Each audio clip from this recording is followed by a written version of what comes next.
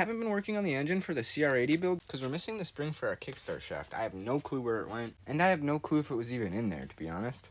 So I went on eBay and I found a whole new kickstart assembly. This was like 25 bucks, but it should have the spring in there, which means we can finally get this cover fully on. The only things we're missing right now is the kickstart, obviously, and then I didn't put the gasket in there, and there's just random bolts holding the cover in right now. Just to recap, I bought this bike for 600 bucks, opened it up, and the inside of that case looked like this. That's some JB Welds, so we went ahead and got a different case, and we got it powder coated. Also, I'm not doing much more else to the frame besides changing that air filter, obviously, and I still haven't stripped the paint off the triple clamps. Anyway, let's go ahead and open up the new kickstart assembly and chuck it in this motor, as well as a gasket and the proper bolts to hold that case on. I think I'm also going to run this piston in the engine. I just don't know what I did with the ring. It's a bit of a mess around here right now, so maybe I'll just order a ring by itself. I just want to make sure I get the proper one. So here we go. We got a new kickstart assembly. Yes, I bought a brand new kickstart assembly for this spring right here. I couldn't find one online cheaper than the whole new assembly off of eBay.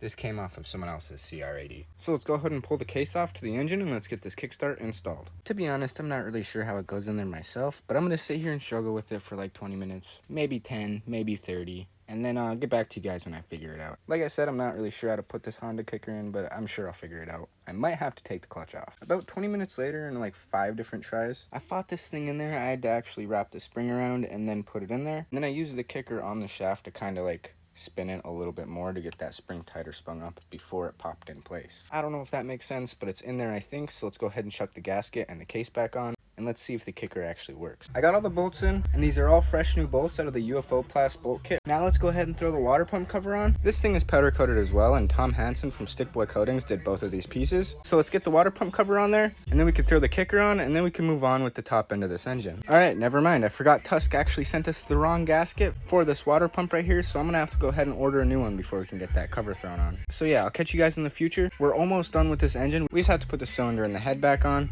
and then we could drop it back in the CR frame.